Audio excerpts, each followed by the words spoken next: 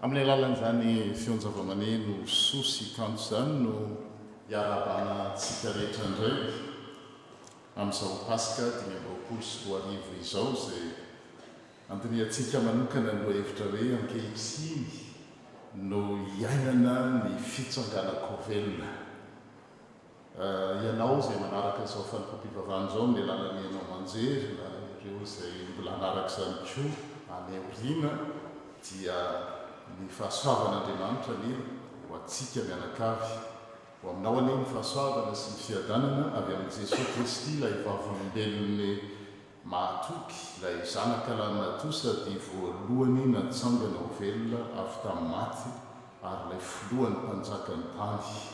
Fifaliana no irahana mankalaza ny Pasika amin'izao taona 2024 izao miaraka eto an'ity fiangonan'Andriamanitra ity.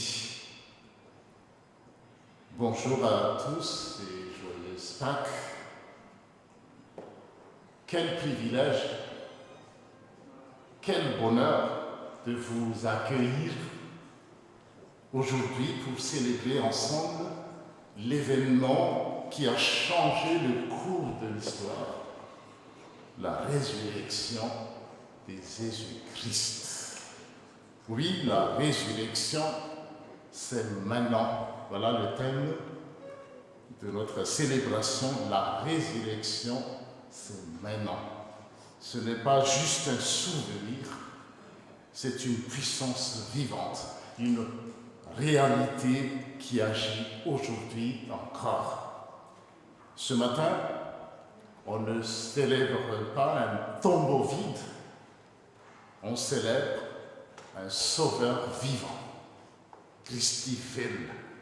Alors que vous soyez ici pour la première fois ou habitué de cette église, sentez-vous pleinement les bienvenus.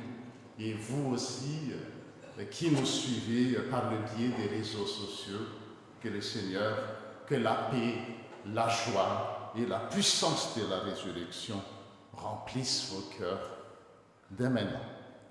Amen.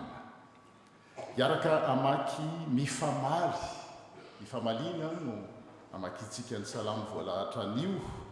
Salamo valambe folo amby zato izany mitarika dia mamaly miaraka ny fiangonana.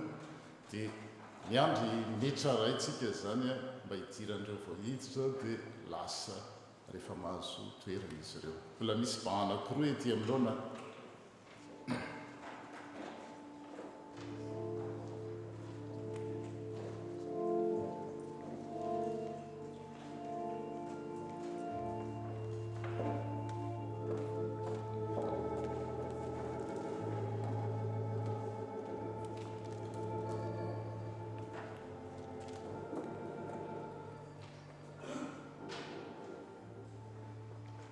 Iaraka maka ny salamo ary tsika.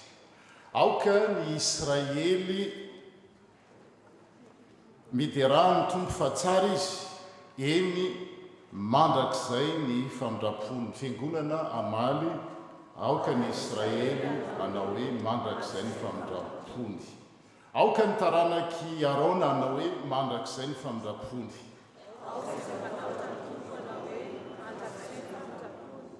Voainy vavahady ny fahamarinanao, hidy feo aho ka hidiran'ny tompo. Hidiranao aho fa efa namaly ahy ianao ka efa famonjena ahy.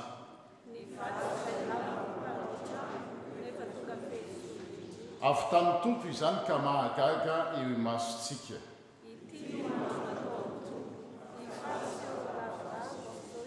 Amen. Estika nira voalahatra.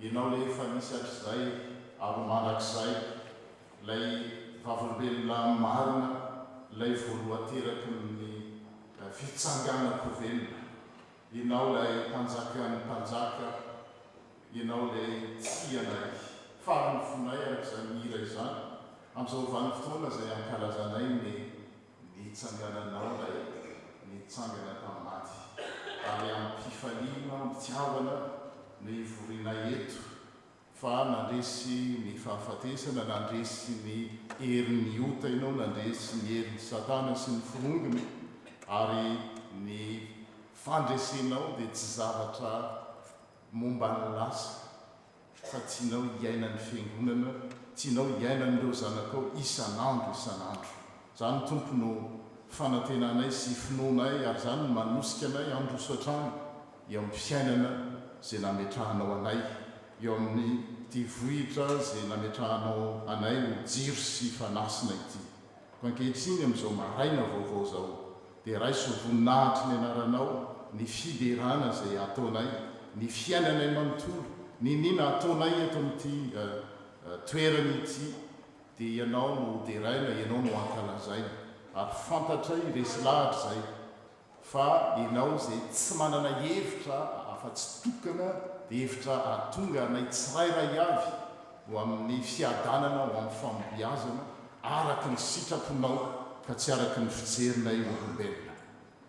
Béni sois-tu Seigneur Jésus, toi qui es, qui étais et qui vient, toi qui es le témoin fidèle, le fils premier-né, le premier à avoir été ramené d'entre les morts et le souverain des rois de la terre. Seigneur, en ce jour glorieux, nos cœurs débordent de reconnaissance et de joie. Tu as triomphé de la croix, tu as vaincu la mort et tu vis pour toujours. Ta résurrection n'est pas seulement un miracle du passé, elle est une puissance vivante, ici, aujourd'hui et maintenant. Tu es notre espérance, tu es notre force, notre victoire. À cause de toi, la peur recule, la honte disparaît, l'amour triomphe. Oui, ce matin, Seigneur, nous venons avec foi, avec feu, avec louange, pour déclarer que tu es vivant et que tu règnes. Reçois alors notre adoration, nos chants, nos musiques, nos cœurs, remplis ce lieu de ta présence et que ta vie ressuscitée se manifeste au milieu de nous, Seigneur.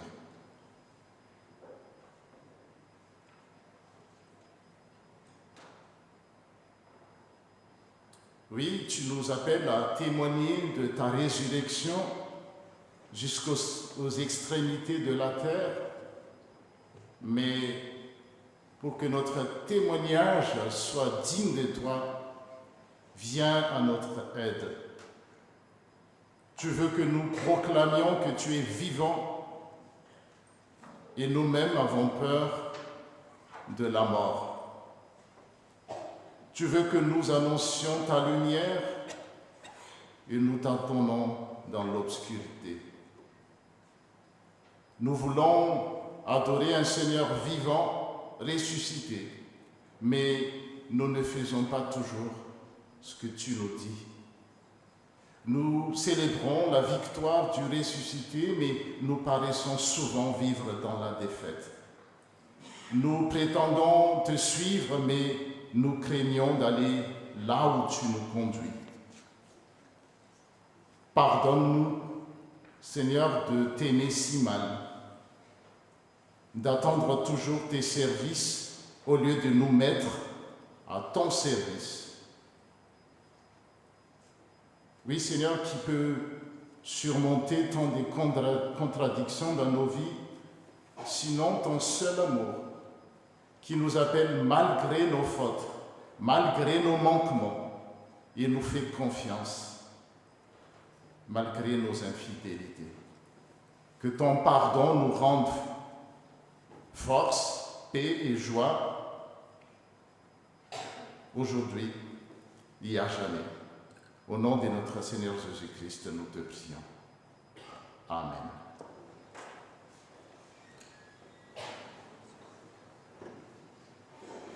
Zao tsika dia andiny tena ao anatin'ny fionjavamaneno malefaka dia andray ny teny fanambarana ny sitrapon'Andriamanitra sika.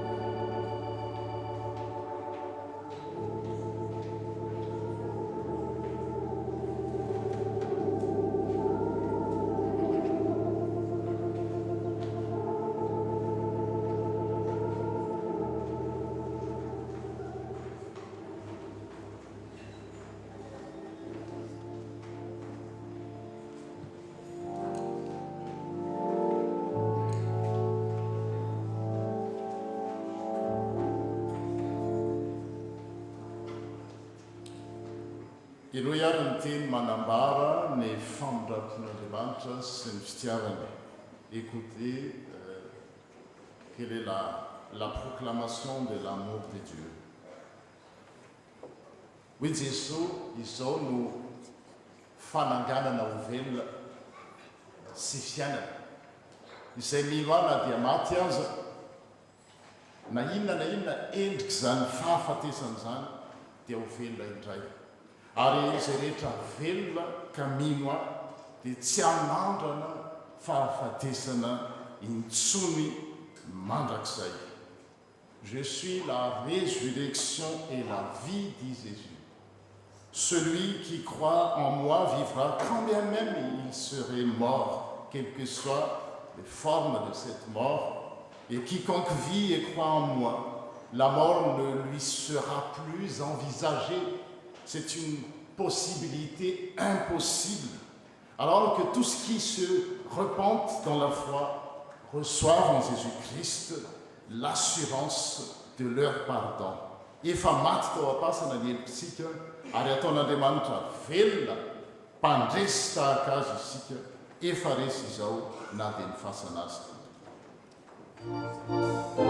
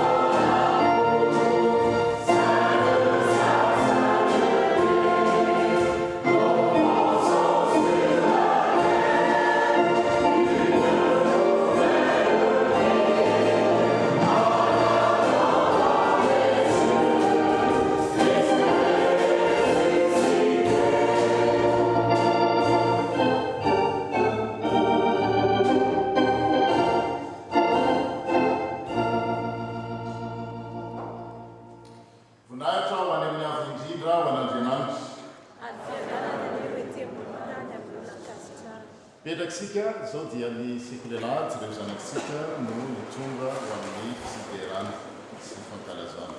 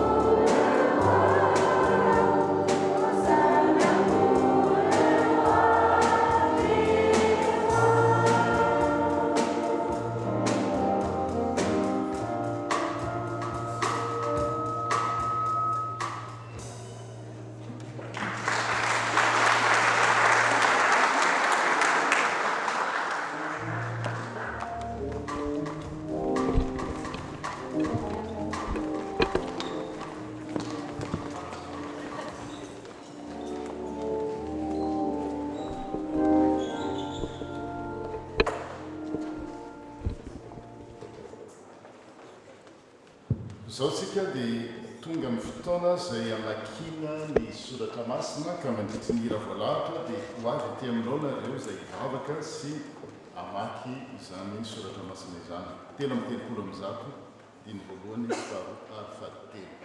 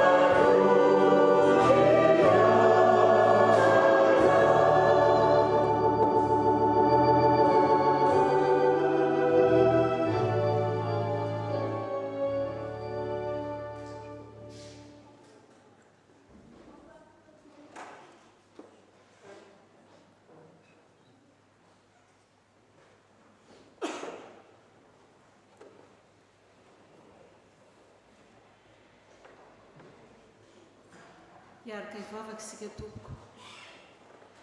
Jesosy tompo dia isaorana indrindra anao nanomezanao anay izao fotoana izao, indrindra ny nanavotanao anay. Ankehitriny izay Jesosy tompo raha maky ny teninao dia mangataka ny fitahiany fananao masinao, ny ialan'ny ratsy rehetra sy zavatra manelingelina ny sainay ahafahanay mihaino ny teninao. Mangataka anao koa ireo mpanomponao izay hitondra ny teny, izay hitondra izany teny izany aminay tsirairay avy, dia engane izany hiditra tsara ao anatin'ny sainy tsirairay ary hanomezanao ny mpitorokoa mba hiteny izay zavatra tianao lazaina aminay tsirairay avy. Dia amin'ny anaranao Jesosy ny angatana vavaka. Amen.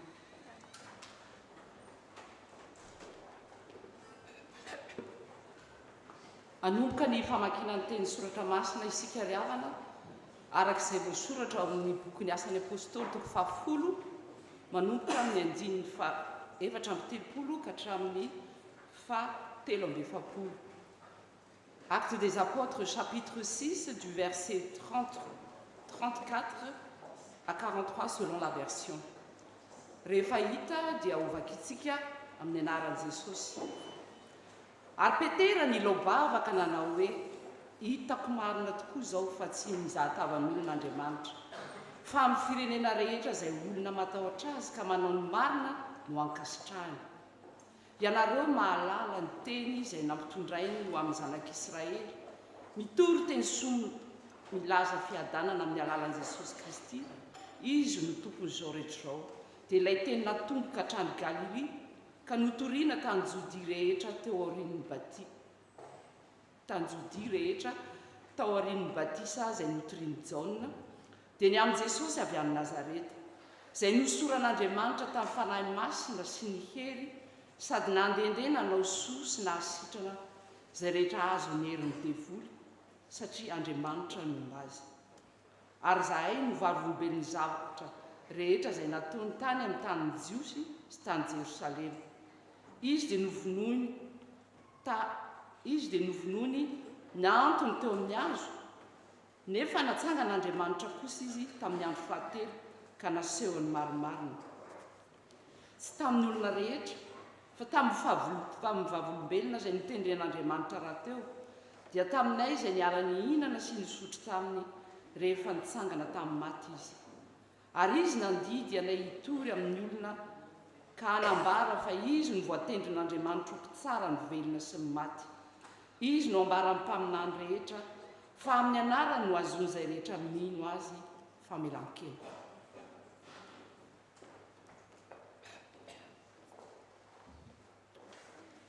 Hotohizantsika ny vakiteny ao amin'ny Kolosiana 3:1 andiny voalohany ka hatramin'ny 4 amin'ny anaran'i Jesosy. Koa raha niara-nitsangana tamin'ny Kristy anareo dia katsao ny zavatra any ambony ary amin'ny itoeran'i Kristy izay mipetraka eo an-tanàna kavanan'Andriamanitra.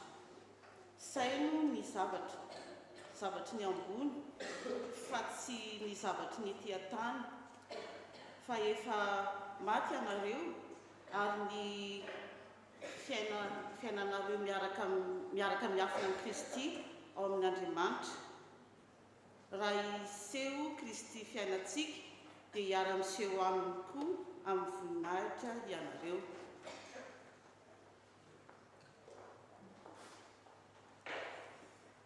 Amarana ny vakitentsika tompoko araka izay hita ao amin'ny Jaona 2:20 andininy 1 ka hatramin'ny 7. Jaona 2:1 andininy 1 ka hatramin'ny 7. Aminaran'i Jesosy.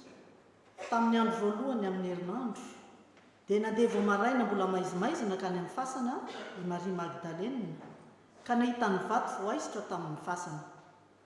Dia niazakazana kany amin'ny Simona Petera sy ilay mpianatra tiany Jesosy izy ka niteny tamin'ireo hoe nalain'ny olona tao am-pasana ny tompo koa tsy fantatray izay nametrahany azy. Dia nandeha Petera sy ilay mpianatra iray ka nakany amin'ny fasana ary niaraka niazakazaka izy roa lahy. Ary ilay mpianatra iray dia niazakazaka nihoatra ny Petera ka tonga taloha tao amin'ny fasana. No niondrika mitsirika izy dia nahita ny lambapaty mipetraka teo, nefa tsy niditra tao izy. Ary avy koa i Simona Petera nanaraka azy dia niditra tao am-pasana ka nijery ny lambapaty mipetraka teo. Ary tsy mba nipetraka teo amin'ny lambapaty ny lamba izay nafeny lohany, fa voavalona mitokana. Tamin'izay dia niditra koa ilay mpianatra iray izay tonga taloha teo amin'ny fasana ary nahita ka nino. Tsy mbola fantany ny soratra masina fa tsy maintsy hitsangana amin'ny maty Jesosy. Dia lasa indray ny mpianatra nody tany aminy. Amen.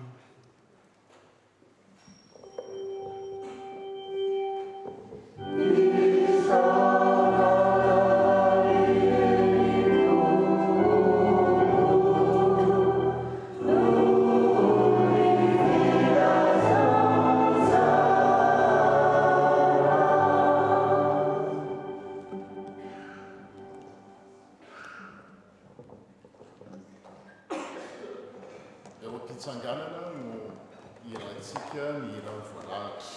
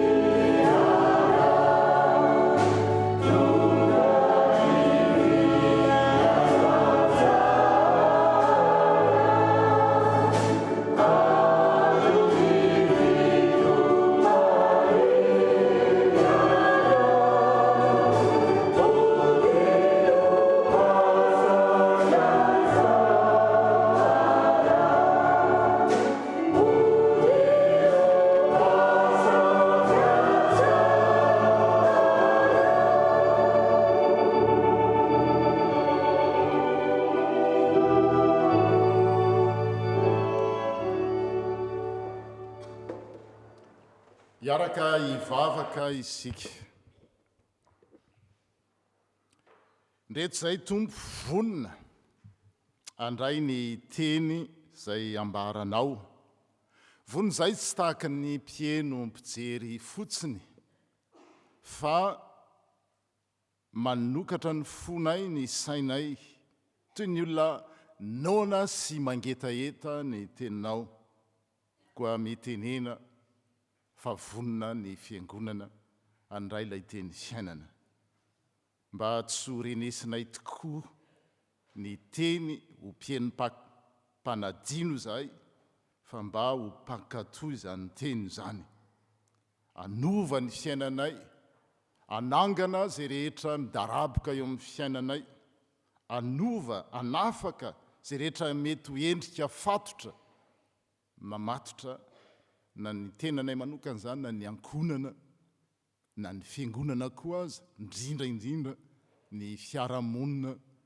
zay mandeha mikodana ho amin'ny fahaverezana sy ny ady ampiasao ny mpanomponao tompo ampiasao mba hitory zany teny feno herin'ny fitsanganan'ny kovelona izany le ositra masina napetraka ao aminy mba ahatonga ny teny toriana azava aminay tsirairay avy ary ampitombo ahatonga anay androso hatrany ahatonga anay ho vavolombelona koa zany fitsanganako velona izany eo amin'ny fiarahamonina zay misy anay fitsanganako velona zay tianao hiainanay anio amin'izao vanim-potoana misy anay izao fa tsy ratra zay rehefa mialy ety an-tany zay. Oui Seigneur notre Dieu, nous voici maintenant prêts à entendre ta parole, non comme des simples spectateurs, mais comme des cœurs ouverts et affamés. Parle Seigneur, car ton Église écoute. Que ta parole ne soit pas seulement entendue, mais reçue, crue et vécue tous les jours. Qu'elle vienne secouer, relever, transformer et libérer. Qu'elle vienne briser les chaînes, guérir les cœurs, rallumer le feu. Seigneur, utilise ton serviteur avec puissance. Donne-lui l'onction, la clarté et l'autorité qui viennent de toi, et que chaque parole proclamée produise du fruit. Immédiatement, puissamment, durablement. Que cette parole prêchée, Seigneur, change de vie aujourd'hui, pas demain, maintenant, par la puissance de la résurrection. Amen. Petraka isika ry havana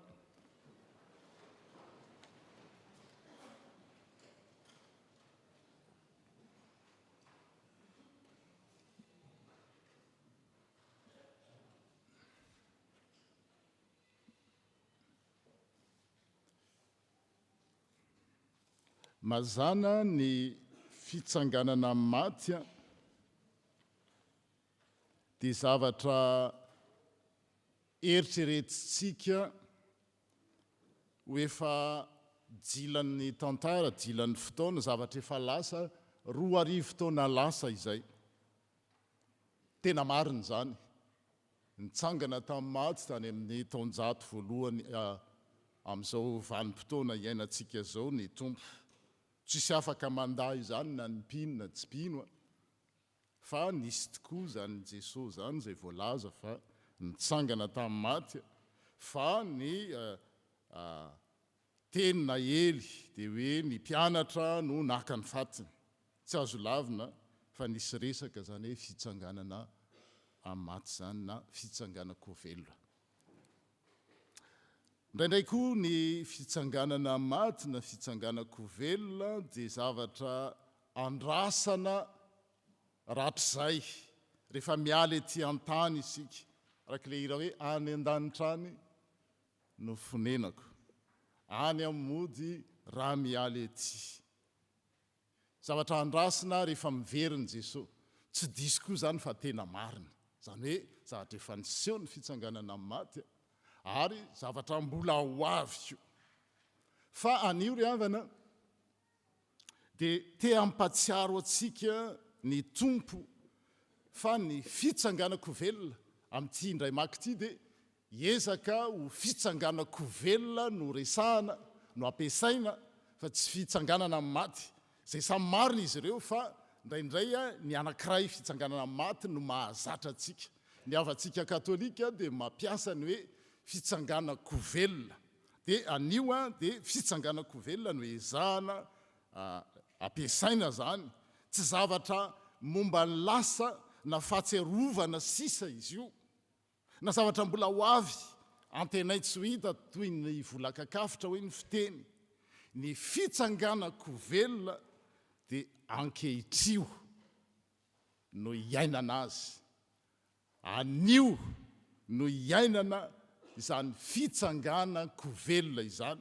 Ary raha manaraka tsika ny vaky teny teo izay hitantsika eo amin'ny fafana, ny teny nosoratan'ny Paoly apôstôly ho an'ireo kristianina tany Korinto, satria izy ireo koa nieritreritra hoe any an-danitra any na izany fitsanganana maty zany efa zavatra efa dila izany.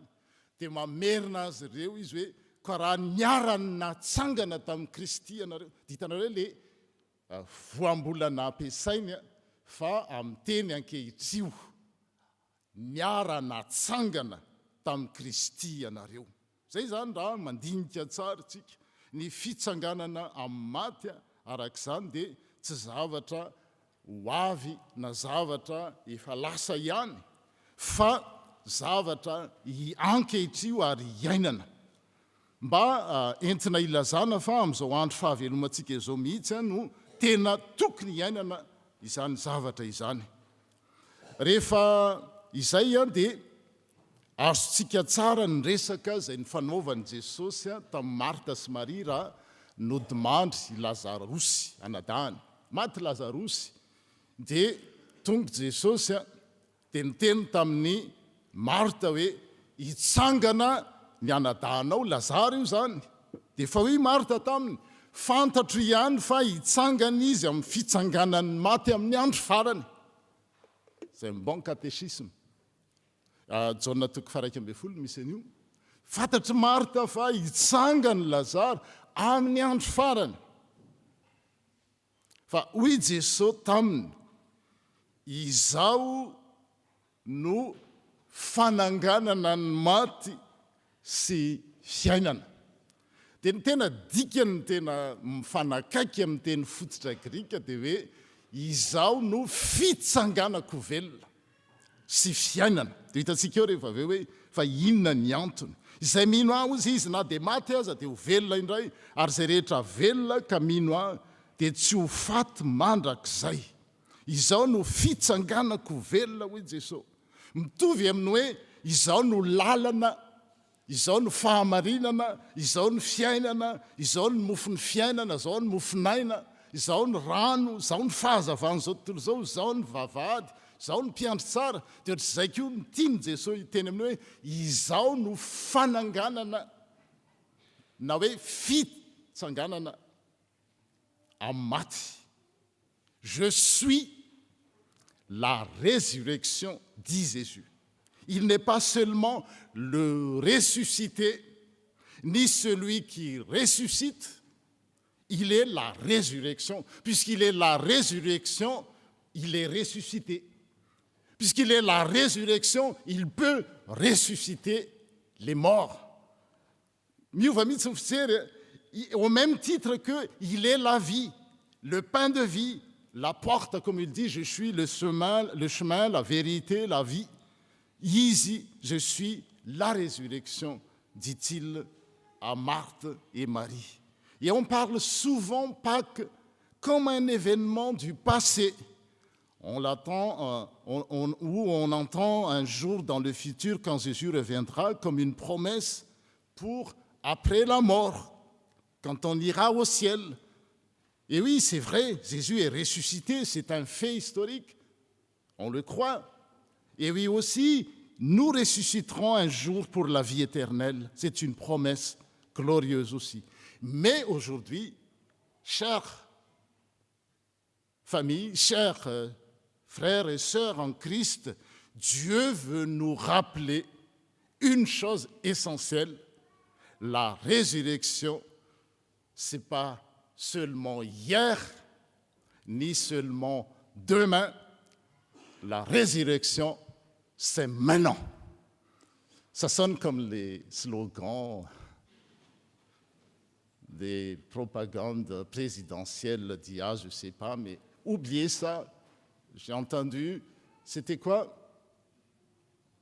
Le changement, c'est maintenant. Et après, vous savez, vous pouvez constater avec moi que quel changement. Bon, oubliez tout ça. La résurrection, c'est maintenant. À ne pas confondre avec le slogan d'un candidat que je viens de rappeler. La résurrection, ce n'est pas seulement un événement du passé, ni seulement un événement futur. Et l'apôtre Paul le dit dans Colossiens 3, « Si donc vous êtes ressuscités avec Christ », donc le temps employé, c'est du présent. Cherchez donc les réalités d'en haut. Paul ne parle pas ici du futur, il parle du présent. Ce qu'il veut dire, c'est que la résurrection est une réalité présente. Si tu crois en Jésus, tu es déjà ressuscité avec lui. Nous n'attendons pas de mourir pour commencer à vivre avec Christ.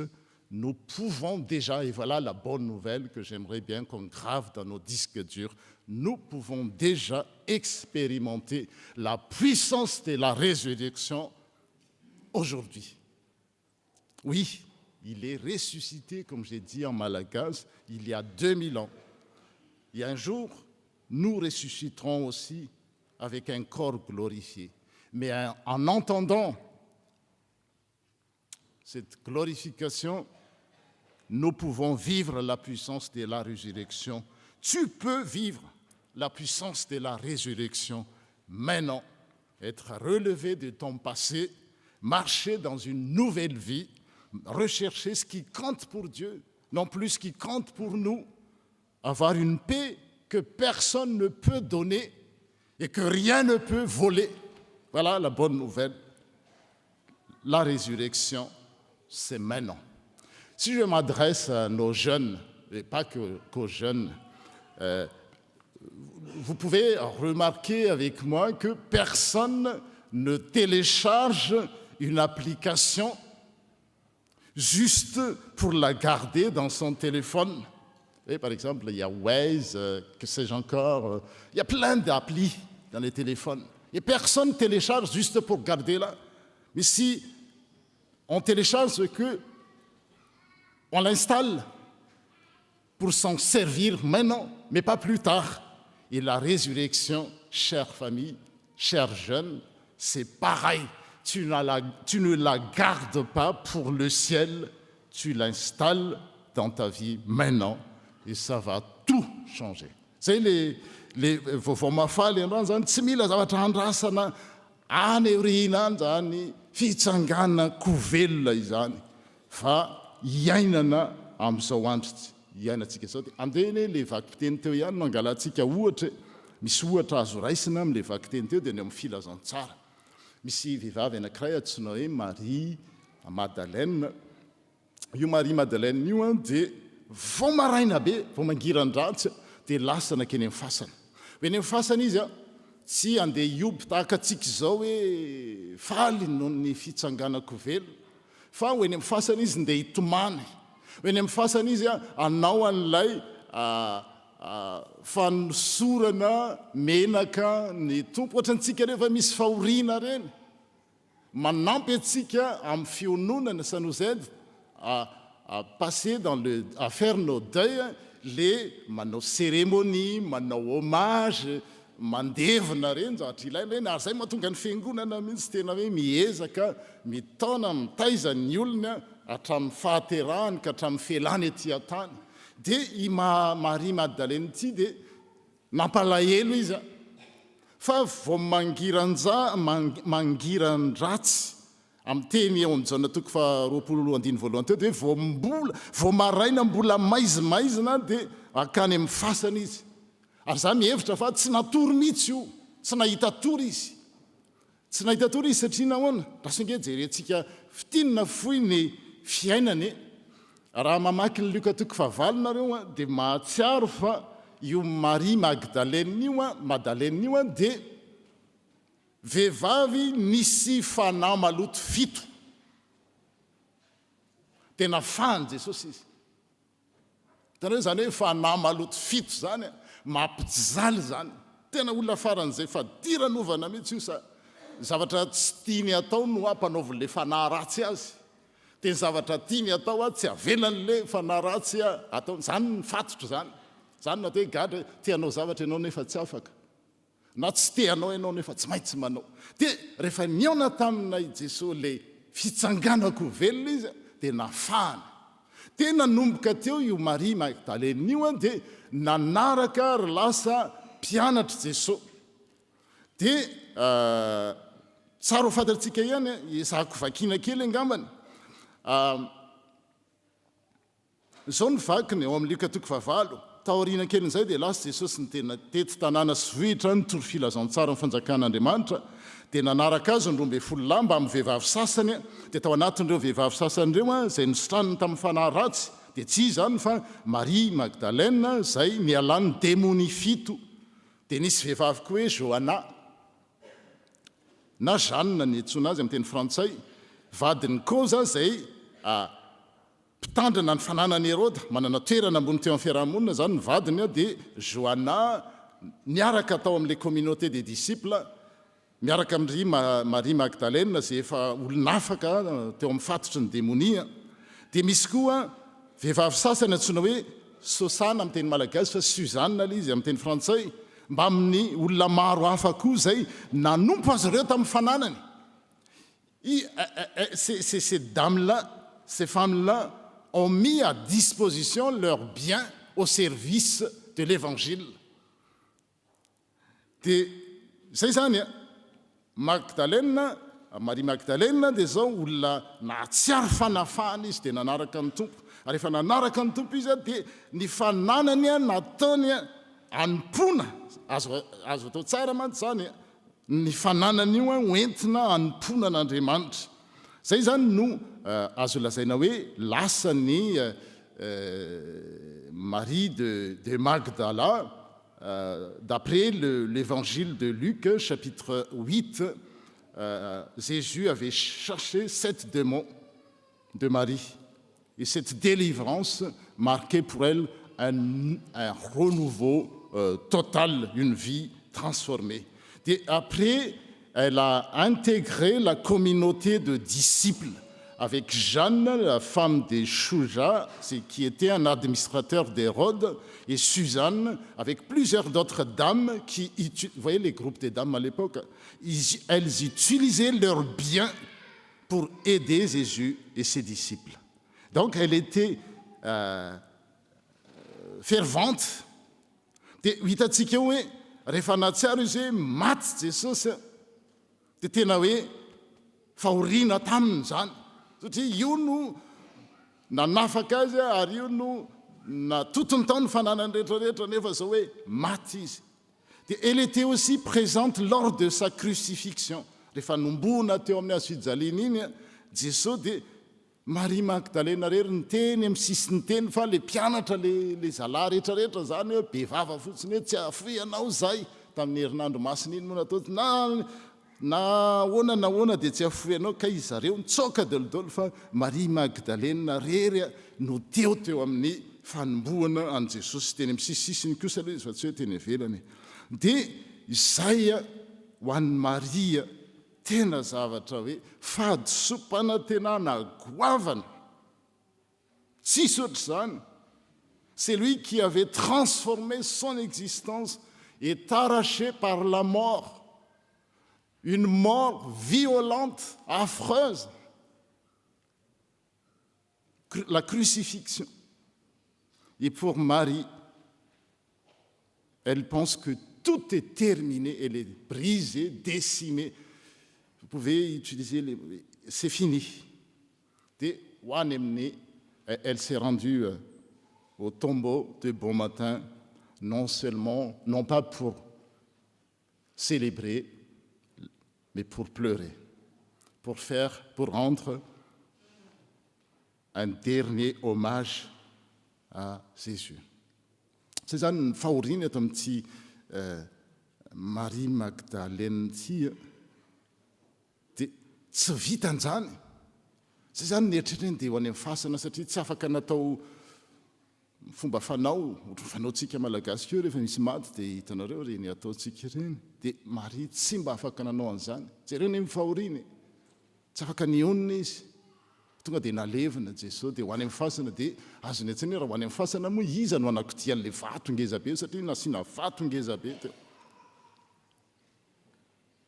Kanjo rehefa tonga teny amin'ny fasana indray izy ny sokatra ny fasana tsy tao tsony ilay vatony Jesosy. Ho anazy izy tsy malala mbola tsy fantany zany fitsanganako velona zany fa hoe nisy nangalatra. Ditanao c'est pas combien de peines, on dit double peine, mais c'est plus double peine, triple, quadruple peine, pardon. Le mba nieritreretina indray hoe anaovana le dernier hommage tsy ao tsony.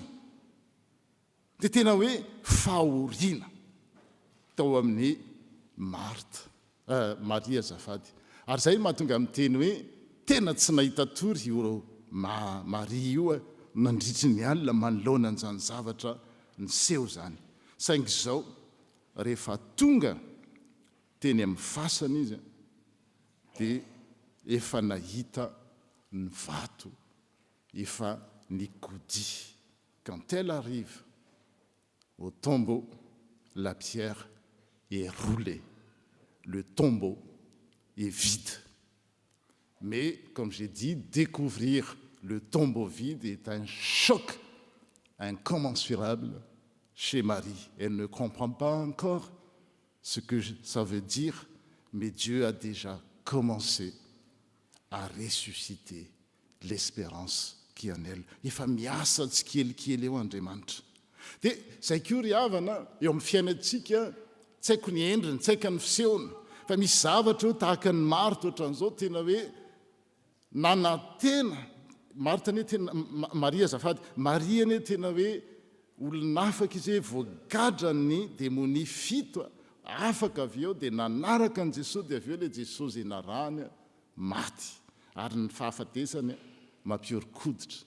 Dia mazana koa tsika eo amin'ny fiainantsika mandalo fiainana ohatran'izany indraindray izay tsy fantatra hoe fa maninona no zany ny zavatra miseho. Avy eo indray mba nieritreretina ampionina fa maika anampivandravandra ny nieritreretra hoe andeha anao an'le fanosorana menaka farany tsy tao tsony fa ny vaovao mafaly rehefa miaona amin'ilay Jesosy fitsanganako velona dia niova tanteraka ny fiainana.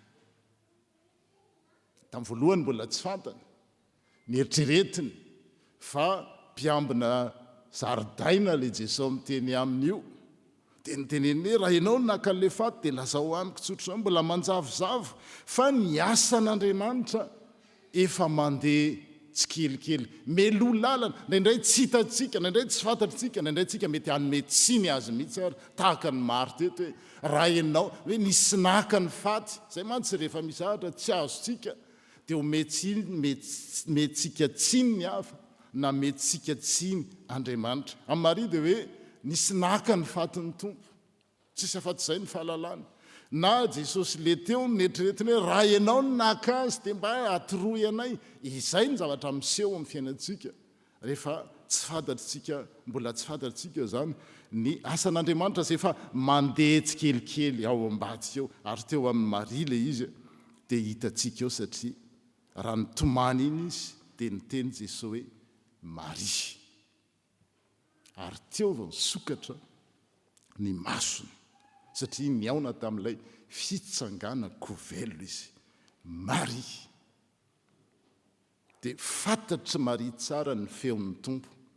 Ary tsika mahalala tsara ny soratra masina ao amin'ny jaona toko 10 ao rehefa miresaka ny amin'ny mpiandry tsara Jesosy dia hoe izao ny teniny ny ondriny miaino ny feony ary antsony amin'ny anarana. Vao ny teny Jesosy hoe Maria dia tonga dia azony Maria tsara fa ny tompony le mpiandry tsara le nanafaka azy tao ambany vahoan'ny demonia ilay narahany nametrahany fiainany manontolo sy mifananany manontolo no miantso azy amin'ny anarany hoe Maria ary fantany izany.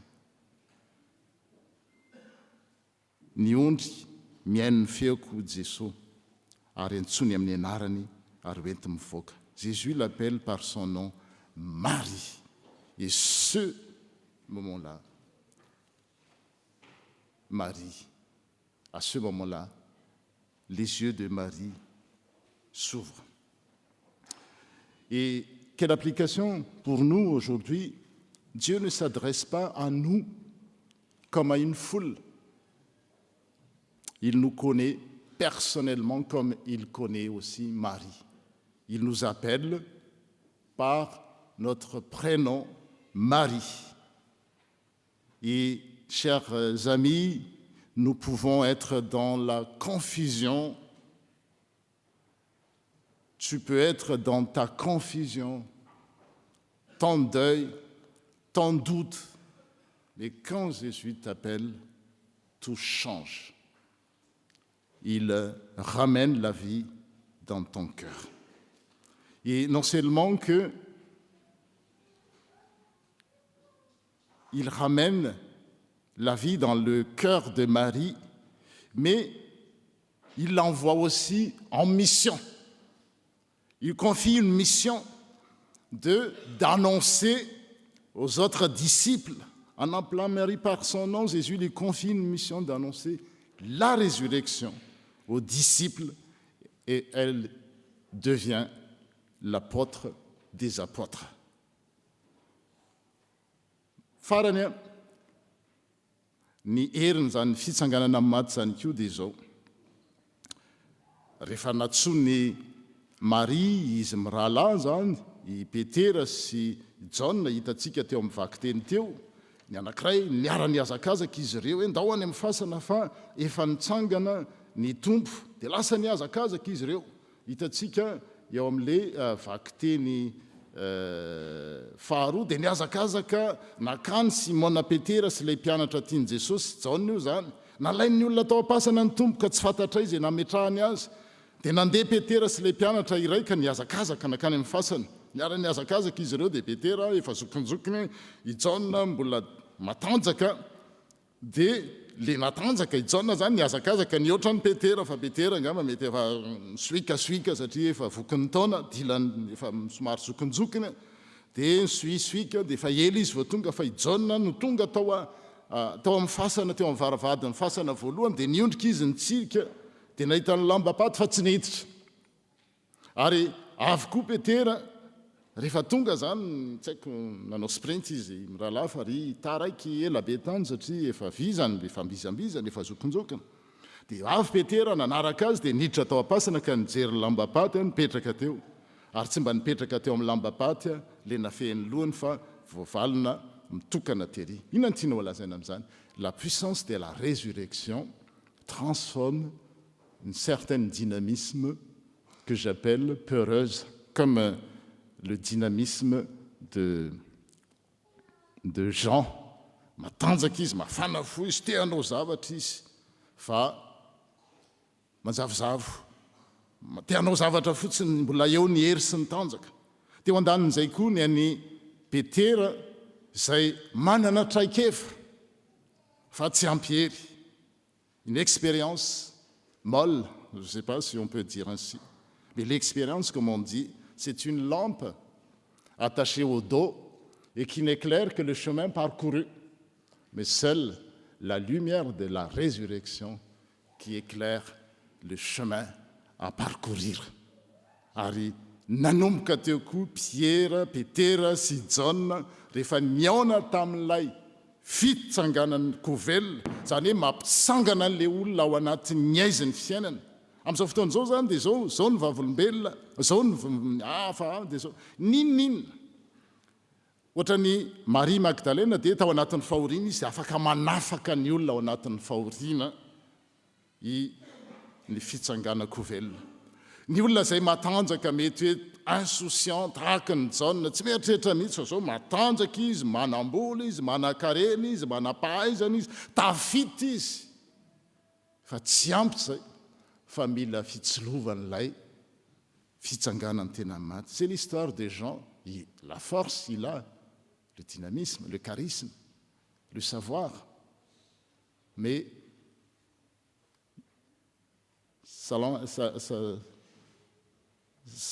avec toutes ces choses-là, ça n'avance pas grand-chose. Rester devant la tombe. Et comme Pierre, avec son expérience, mais l'expérience, comme je viens de dire, l'expérience seule ne suffit pas. L'expérience, certes, important, mais c'est comme, je redis encore, comme une lampe attachée au dos et qui n'éclaire que le chemin parcouru.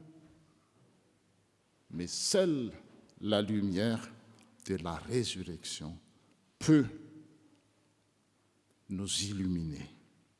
La résurrection, c'est quand Jésus prend ce qui est cassé en toi et le relève. Misy zavatra maty ao, misy zavatra simba ao, misy zavatra potika ao, misy zavatra tena nahadiso fanantenana tao, misy zavatra tsy nieritreretina intsony tao dia zao mbola afaka ainy no manangana izany rava izany indray. La résurrection, c'est quand ton passé ne te définit plus. Marie azafady dia zao malaza fa nipetrahany demony fito, efa zavatra lasa izany, tsy fatoran'ny tantara intsony. Mety nisy fahadisoana teo amin'ny fiainana, nisy fahadisoana teo amin'ny tokantrano, nisy fahadisoana teo amin'ny fiangonana, nisy fahadisoana teo amin'ny fiarahamonina. Fa rehefa miaona amin'ilay fitsanganany tena maty, fitsangana kovelona, dia zao tsy izany intsony ny mamaritra ny fiainantsika. La résurrection, c'est quand l'espérance est devenue notre boussole. Io ndray mitodika amin'ny ho avy. Ny olona manenitsy izy niaona tamin'ny lay fitsanganany tena maty. Jesosy adiniko ny teny azy fa Jesosy rehefa niteny tamin'ny Marta hoe izao ny fananganana fitsanganana kovelona, je suis la résurrection. Dia amin'ny teny grika dia hoe egoemi anastasia, c'est un nom. Teny hoe ohatrany hoe je suis la lumière du monde. Dia tsy hoe izy no mpanangana maty na izy no nitsangana maty araka ny lazaiko tany am-piangonana, fa izy no fitsangana kovelona. Noho izany nitsangana tamin'ny maty izy ary afaka manangana antsika amin'ny endriky ny fahafatesana, manangana ho velona zay rehetra eritreretintsika ho maty eo amin'ny fiainantsika. La résurrection, c'est que quand tu choisis de vivre avec lui maintenant.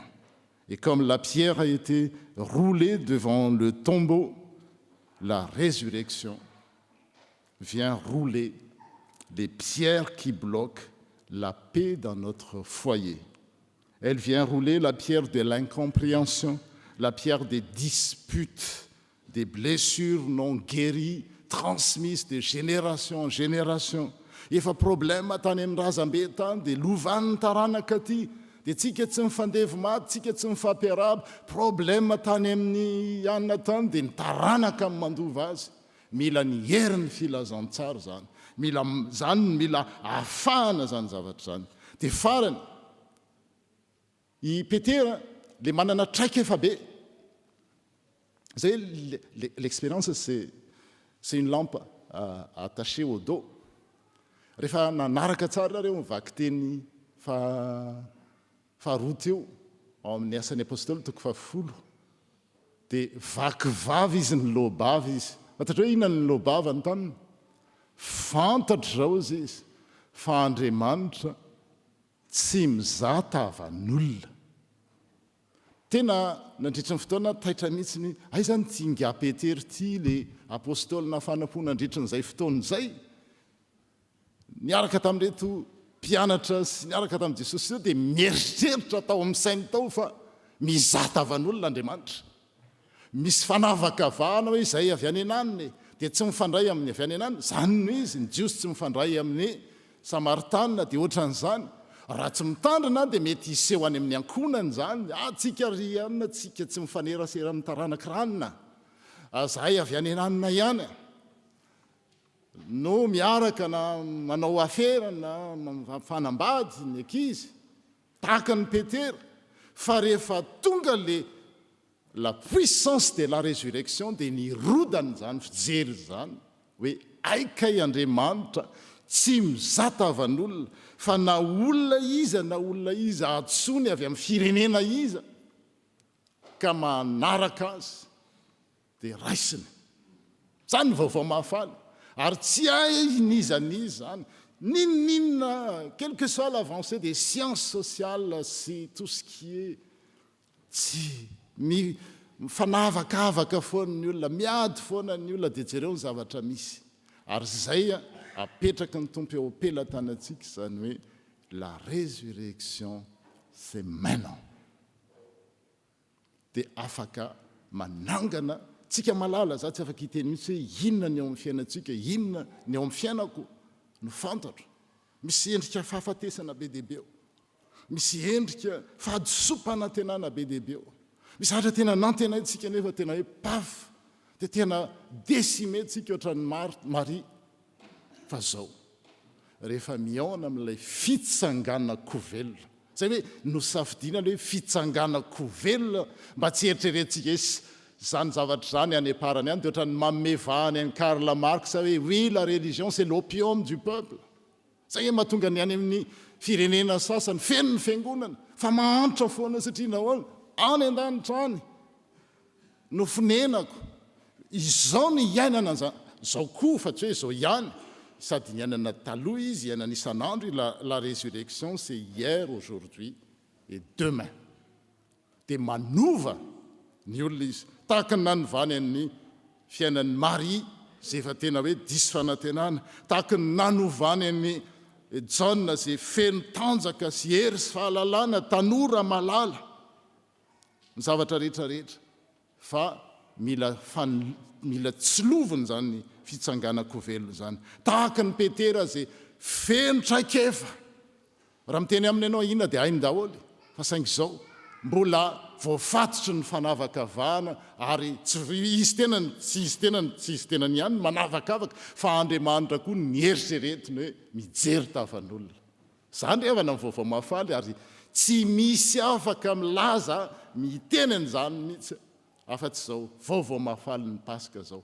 Ary anio ankehitriny no iainantsika an'izany. Ho voninahitr'Andriamanitra ary mitondra fiadanana ho antsika. Amen.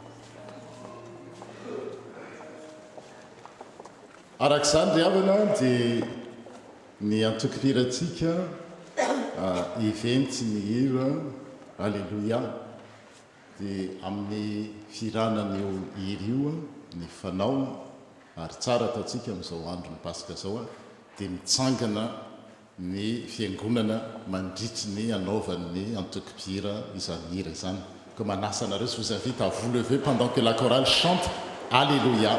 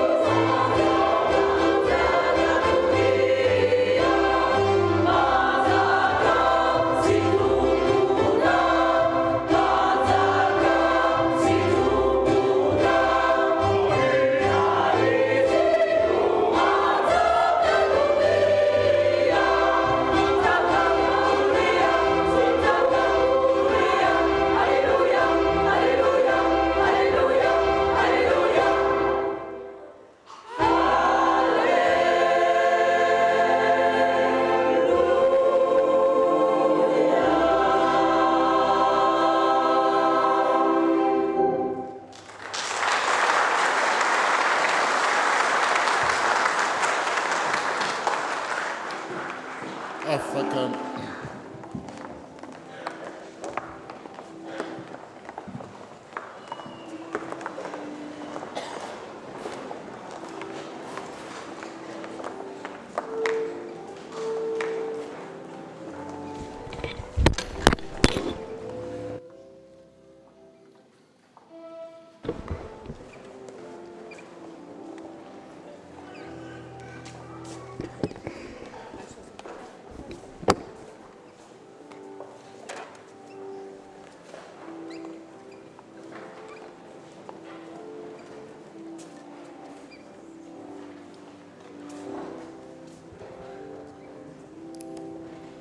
anambara ny finoantsika isika eo am-pitsanganana ihany koa nanaovantsika izany araky ny fanekempinoana misy Constantinople.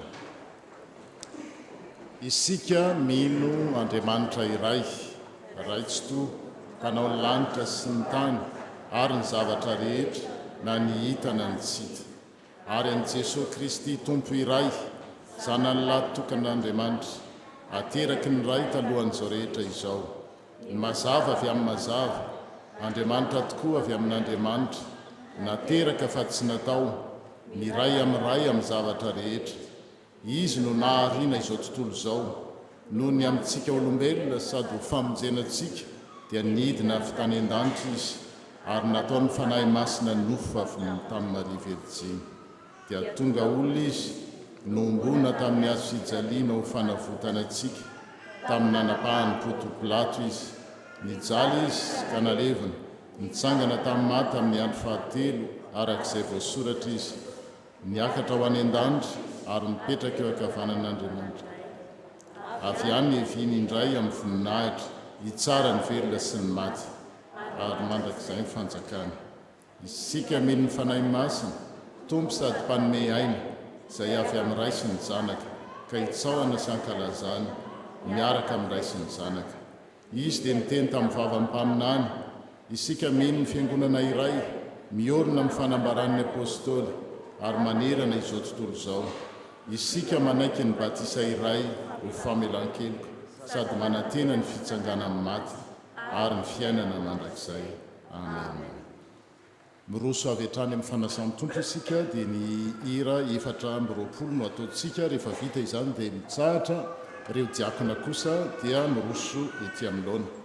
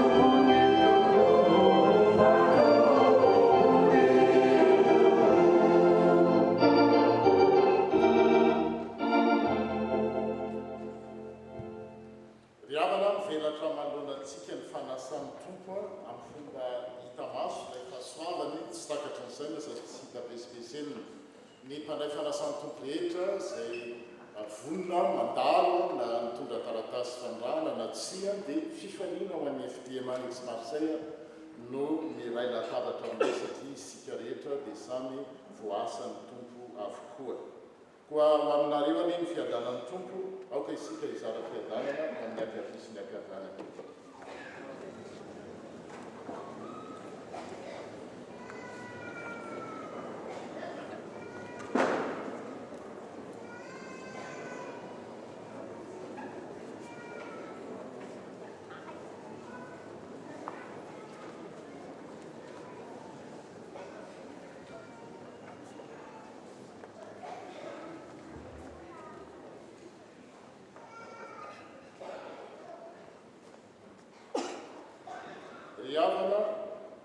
asandrato ny finareo eo amin'ny tompo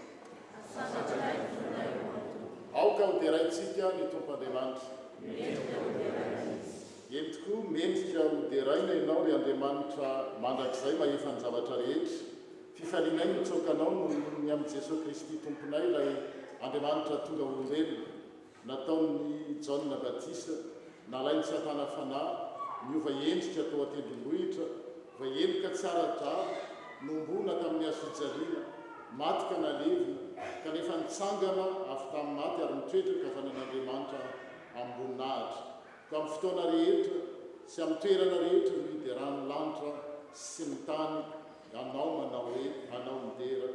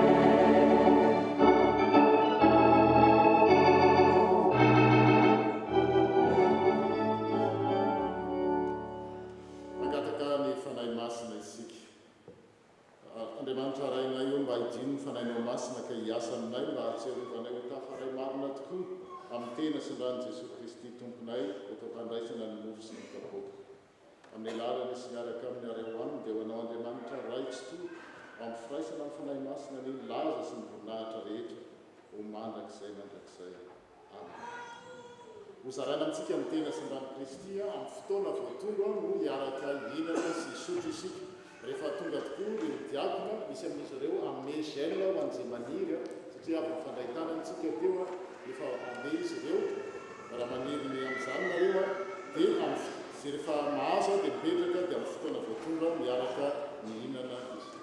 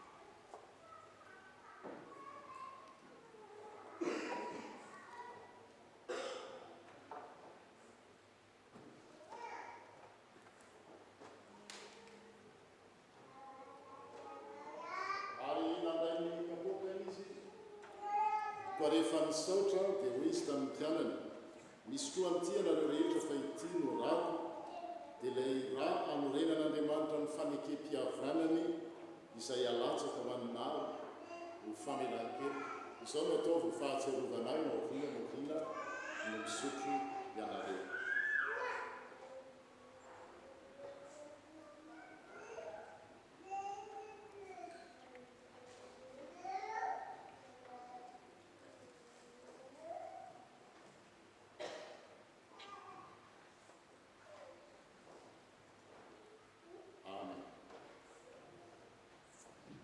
Zao no afatra ho atsika voavy ny ray latabatra tamin'ny tompo Jesosy Kristy tompontsika izay voaomby tamin'ny hazojaliana ka nitsangana tamin'ny maty nefa nanome anareo ny tenany sy ny rano izay nanavotany anareo tamin'ny fahotana rehetra. Izy anie no ampahery anareo amin'izany amin'ny finoana marina ho fiainana mandrakizay ho aminareo anie ny fiadanana. Amen. Firana fanampiny fafito no ataontsika ho anatazana ny kapoaka sy ahafahantsika manoro tena amin'ny alalan'ny raha-pisaorana.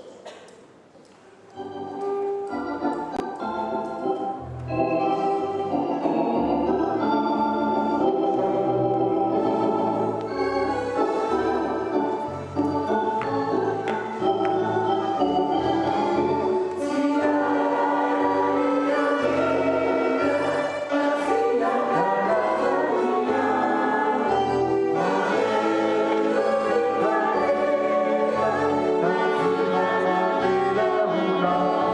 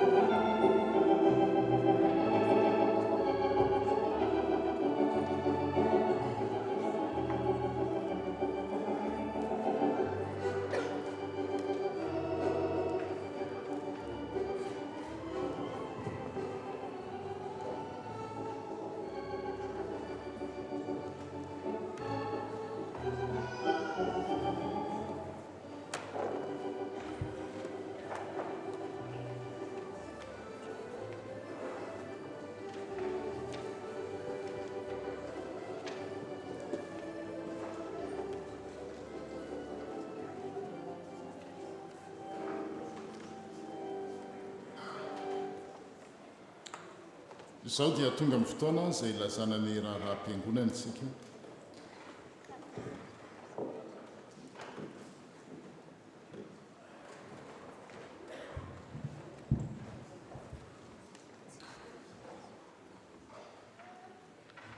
Dia faly miaravatsika ry havana amin'izao alady fa roapolo volana volana izao alady Paska rano iainantsika amin'ny fisanganako velona. Dia miaraba ihany koa ireo izay manaraka ny fitoam-pivavahana amin'ny alalan'ny tambazotra serasera. Ho aminareo ny fahasoavana sy fiadanana avy amin'Andriamanitra Ray sy Jesosy Kristy Tompo. Misaotra an'Andriamanitra lehibe tsika tamin'ny fanatanterahana ny fotoan'androany ary misaotra ny pasteur Ray aman-dreny Randrianandrasana Zanô nitondra antsika tamin'ny fotoam-pivavahana ary nitondra ny afatry ny tompo tamin'izany. Dia misaotra koa ireo rehetra izay nandray anjara tamin'ny fanatotosana izany fotoana izany. Toy ny fomba fanao dia miaraba ireo vahiny izay tonga mandalo eto amin'ny ity trano fiangonana ity ka mangataka an'izy ireo hitsangana raha misy izay vao tonga eto zany manatrika ny fotoana voalohany eto amin'ny FPMA X Marseille dia mangataka anareo hitsangana ho arabain'ny fiangonana.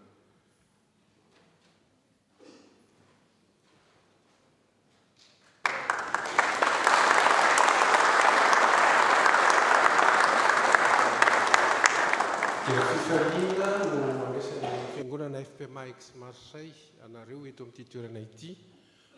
Raha mandalo nareo raha hipetraka dia misy toerana ho anareo foana eto amin'ny fiangonantsika dia mirary soa indrindra ary mirary Paska ho anareo rehetra.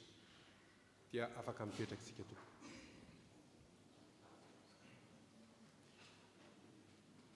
Ny fandaharam-potoana toy izao ny fandaharam-potoana amin'ny manaraka ny fiangonana antsika dia manomboka hatrany amin'ny folo sasany isaky ny alahady ary misy hatrany ny fampitana ny fotoam-pivavahana amin'ny alalan'ny tambajotra serasera.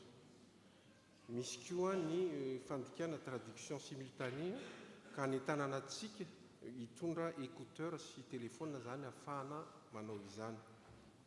Ny fanadiovana ny fiangonana sy ny liturgie dia ny fiangonana ary ny diakona sy ny groupe BSE amin'ny volana avril no manana andraikitra mandray ny asan'ny diakona eto amin'ny tafo. Ny fianaran-kira isaky ny alahady koa isa-maraina dia amin'ny 10 ora. Ny daty tsara ho tadidy ry havana ny rapitso alatsinainy dia misy ny fitsakan-tsanganan'ny fiangonana izay karakaraina any Val de l'Arc ny Aix-en-Provence. Ka ny fahatongavana fanokafana ofisialy ny fotoana dia amin'ny 12 ora atoandro. Dia samy mitondra ny sakafo izay sahaza azy, ny fiangonana kosa no manolotra ny voankazo amin'izany. Ny 17 ny volana avril dia ny culte franco-malgache azafady fulka franco azafady ho an'ireo zanakitsika. Dia ny 4 mai dia misy fandraisana ho fanasan'ny tompo ho an'ny Ravely John Nasarika izay nanolo-tena ho mpandray fanasan'ny tompo. Tsy fantatro izy raha eo ngamba misy teo fa dia angatahany itsika hitrotram-bavaka izany zanaky ny fiangonana izany. Ny 10 mai dia misy ny hetsiky ny sampana, aktivité ny sampana araky ny fahatapaka atao amin'ny fiangonana dia ny sampana ihany miara-manao hetsika ny sampana vala eto amin'ny fiangonana koa any tanàna antsika rehetrarehetra zany satria izy ireo dia manana anjara lehibe sy adidy eto amin'ny fiangonantsika. Ny 24 avril dia misy ny fiaraha-mivavaka isa-tokantrano entre anelanelan'ny amin'ny 7 sy amin'ny 10 ora alina. Ny vaovao anatiny avy amin'ny STK avy amin'ny tanora kristianina. Événement sur le thème donner un sens à sa vie inspiré du passage des Éphésiens 4:32. le week-end du 17 et 18 mai. Je pense que vous êtes au courant de ça. Hein? Voilà. Donc, c'est juste un rappel. Pour les sécoulades, chers enfants, une répétition se tiendra le dimanche 27 avril après le culte. Soyez au rendez-vous. Ni asa vita,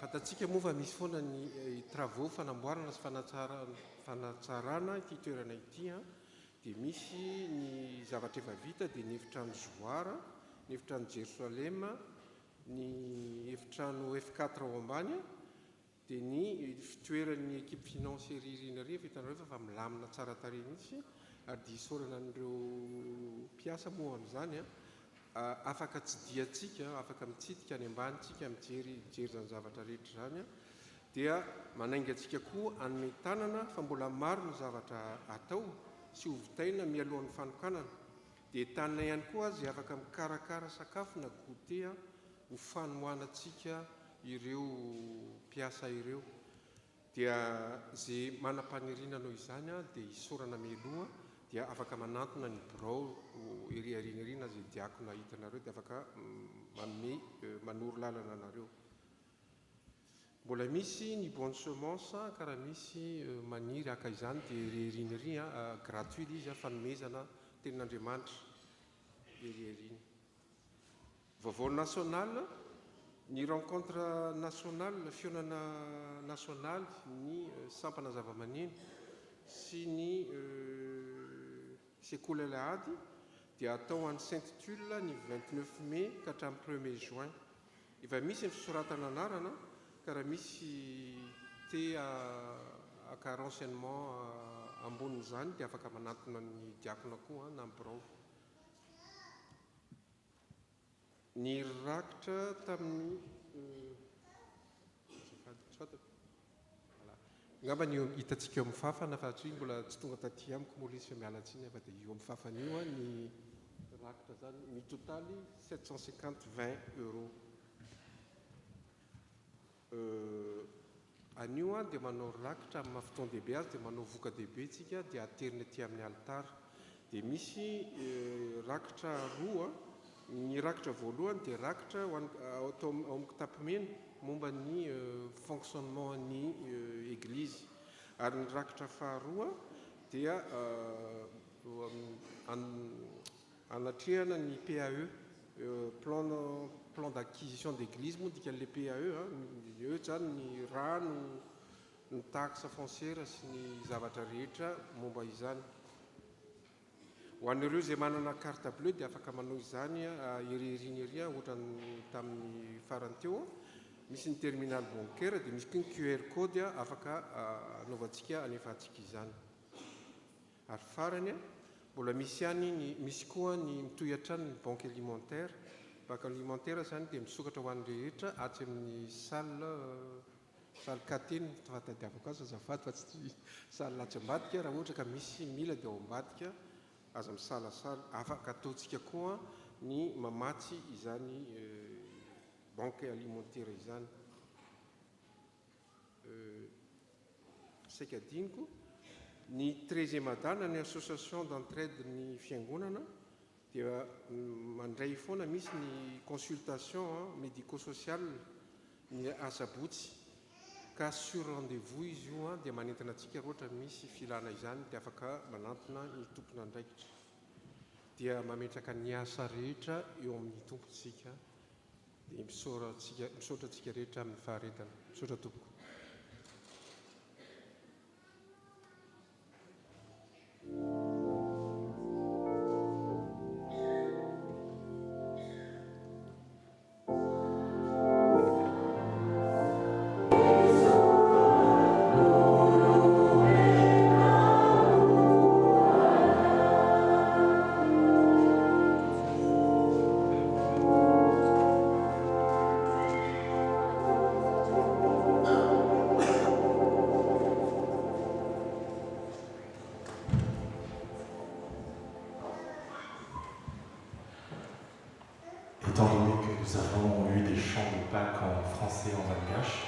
Nous allons aussi porter en prière l'objectif local et les akachans en français et en malgache. vous invite à prier. Seigneur notre Dieu, merci pour ce dimanche de Pâques. Merci pour cette semaine sainte que nous avons vécue ensemble ici dans ce temple. Merci aussi Seigneur pour tous les saints qui ont œuvré durant cette semaine sainte, ainsi que tous les bénévoles en Christ de notre belle paroisse. Seigneur, tu connais nos projets d'inauguration du mois de juin. Seigneur Jésus, fais en sorte que cette inauguration ne soit pas tout simplement le signe d'une fête, bien que nécessaire, mais surtout le commencement et le début d'une implication de la part de tous les biens qui sont avec nous, mais aussi un appel lancé auprès des autres, de nos anciens, qui peut-être se sont éloignés de notre Église pour des raisons diverses et variées, et nous portons en prière, Seigneur, tout ce qui sera fait d'ici là. Nous portons en prière les travaux, nous portons en prière les travaux dans le jardin, nous portons en prière toute la logistique nécessaire pour que cet événement soit un succès en ton nom, et que cet événement, Seigneur, soit fait avec le Saint-Esprit qui nous anime et qui nous a animés depuis tant d'années. Pour certains, peut-être plus que d'autres. Pour ma part, je connais l'FPMX Marseille depuis 37 ans. On a commencé au Temple Grignan et on a été bénis ici au Temple Saint-Émile de Vaillard. Alors nous portons, Seigneur, en prière tout le monde, que nous ne pourrons pas tous citer, mais toi seul connais, Seigneur, le cœur de chacun d'entre nous, ici, dans ce temple. Et si nous avons commis des fautes ou des erreurs ou des péchés, Seigneur, pardonne-nous. Nous te demandons pardon, Seigneur, car nous savons, Seigneur, que tu es un Dieu miséricordieux et que tu as toujours été là dans les moments difficiles, et que dans ce jour de Pâques, c'est la résurrection de ton Fils. Bénis, Seigneur, cette maison. Taïu tichan titumpo, ari misochano zae, sachi refa miaram vavaka si mifanumetanana izahadia misy zava mahagaga mitranga. Izao fiangonana Tafoex Marseille mendrika sy masina izao, izay efa saika nofinofinay fotsiny, dia indro tonga tokoa ho vavolombelona velona amin'ny fitiavanao. Andriamanitra, io io fantokanana ofisialy amin'ny volana jona io, ao ka ho feno fifaliana sy fanoloran-tena, tsy ho fety fotsiny fa ho fiderana manontolo ho anao. Misaotra anao amin'ireo bénévole eto Tafoex FPMX Marseille sy ny sampana rehetra sy ny manampy, ny ady tsy tonga isaka ny alahady, na dia tsy hita maso fa hita fo. Tompo, misaotra anao amin'ny mpitandrina Jeannot Randrianandrasana izay nitondra ambavaka, nitondra teny, nitondra fitiavana, tsy niato. Efa 20 taona sady amin'ity tafo ity. Tao Pastora Randrianandrasana sy ny havana, tsy mora ny manao asa ho an'ny Andriamanitra fa aoka ny fanahy masina ihany no ankakary anjaka eto amin'ny fiangonanay. Eny Tompo, mahavesatra tokoa ny ezaka hatrany fa mahatoky izahay fa ianao Tompo no miasa ao anatin'ny fo sy ny sainy tsirairay. ento sy ampio izahay rehetra i Andriamanitro, ny sampana rehetra, ny sampana tanora kristiana, ny sampana fifoazana hitondra fanasitrana sy fanantenana, ny sampana antoko-pihira antsafiderana, hanandratra ny fo amin'ny hira masina, ny tily hanabe tanora no mpitondra fanantenana, ary indrindraindrindra ny vehivavy kristiana izay mivavaka, manompo, manohana mangina, manome fitiavana tsy miova, eny fa hatramin'ny tokantrano ka hatramin'ny fiangonana. Na lavitra ny tanindrazana, na eto an-toerana, tsy ho very maina ny ranomaso, ny ezaka na ny fandraisana ndraikitra kely indrindra, aoka izahay ho feno fankasitrahana sy fanantretena, fa tsy hoe vita ny trano no vita ny asa, fa ny tena fiangonana dia izahay ihany velona, mandroso, mivavaka ary mifankaty. Dia mbola mamerina ny fisaorana amin'ny filo ny FPMX Marseille izay nandalo teto, i Andriamatoa Rakotoniaina Charles, Andriamatoa Rabe Manantsoa, ary Ramatoa Ravelzona Kady, izay navita be ho an'ny fiangonanay, ary entina mivavaka mafy koa io andro ny fitokanana io amin'ny volana Jona. Da io koa ny fionana sy ny sampana zava-maneno nasionaly ary ny sampana sekolelady nasionaly izay atao amin'ny Sainte-Tulle, omeo hery ary omeo trano, satria tsy mora koa no ahazona an'io. Ary mivavaka koa izahay ho amin'ny FP Marin Manontolo mba ahita trano ho amin'ny Cœur Uni, dia mivavaka koa izahay ho an'ny pasteur synodal Setra Solondraibe. Da io izy Tompo, amin'ny anaran'i Jesosy Kristy avy any Nazareto no anorana izay mivavaka zezaka trano amin'ity andro Pasika ity. Amen.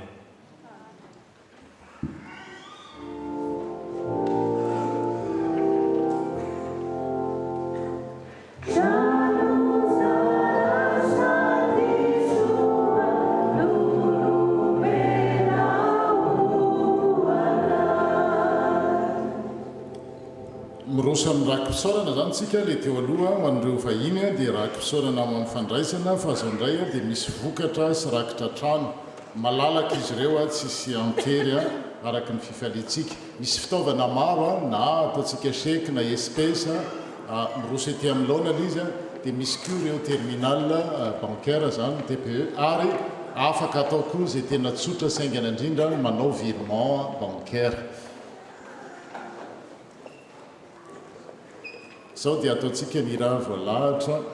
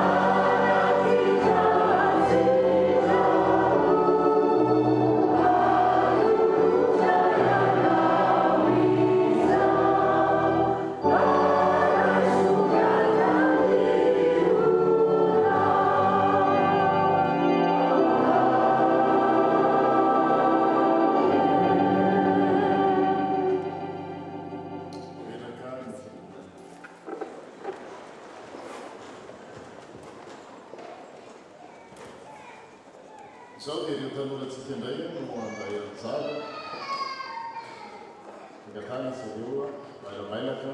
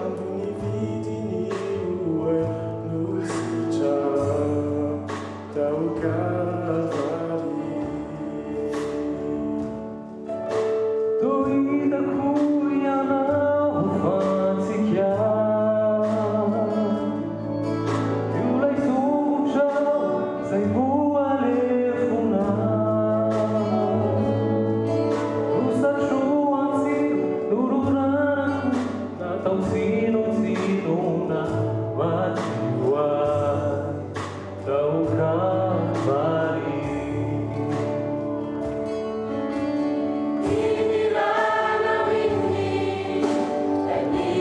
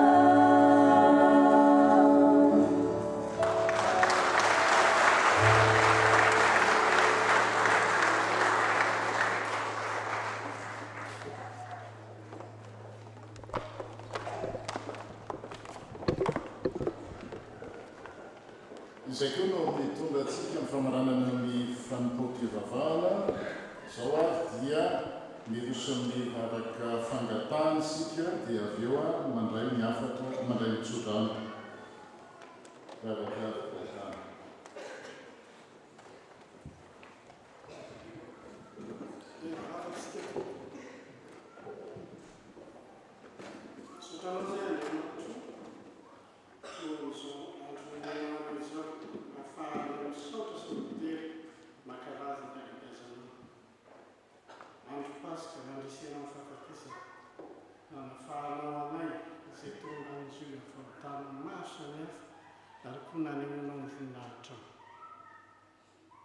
Sotranao ihany koa izahay tompo loresoritra no enomanay fahasalamana ny hery mitanjaka nefa mbola mitodika aminao izahay mangataka ho an'ireo marary tsy salama miady amin'ny fahafatesana na ny eto toerana na ireo any an-tany lavitra na any an-trano na eny amin'ny toeram-pitsaboana maro samihafa meo azy ireo ny fahasalamana esory aminy ny fangiry firiana rehetra sy trano ny rofo rehetra satria ianao ny mpanasitrana ilay retina tompo tsy njovy ihany koa ireo fianakaviana mitsabo anana heritsaina sy tanjaka ahafahan'izy ireo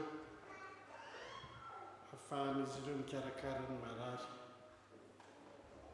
mangataka ihany koa izahay ho an'ireo mitona-pahoriana mba hanomezanao azy ireo mifampahirezana sy mifampiononana mba ahafahany hiatrika ny fiainana vaovao indray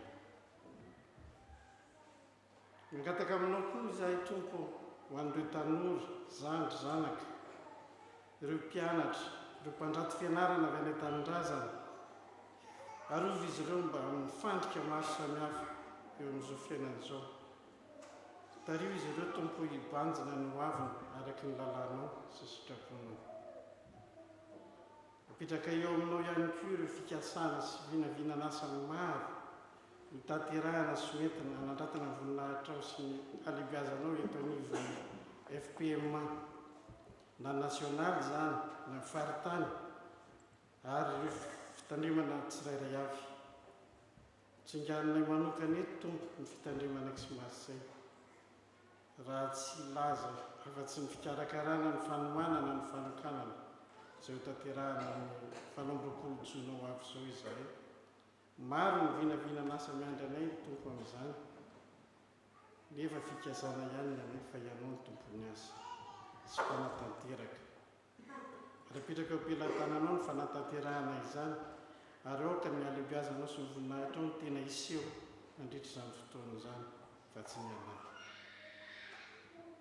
vavaka ihany koa izay tompo ho an'ilay tany avinay dia Madagasikara sy ny tany mandray anay ity ianao nanoro hevitra ireo mpitondra mbe fahendreny izy ireo mba ho tena ny lalana marina avy aminao ny hitondrana ny firenena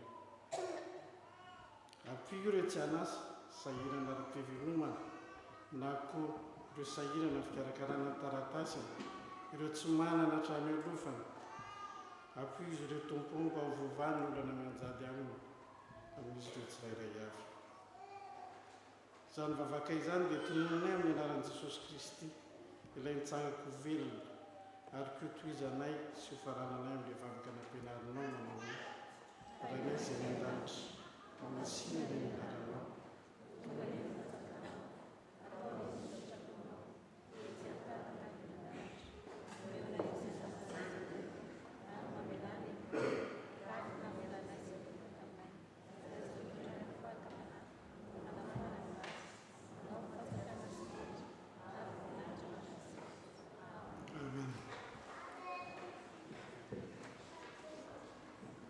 amarana ny fotoana isika ny andiny voalohany amin'ny firana fanampiny enina amby roapolo no ataontsika eo am-pitsanganana andraisantsika mitsodrano ny andiny faharoany Amen.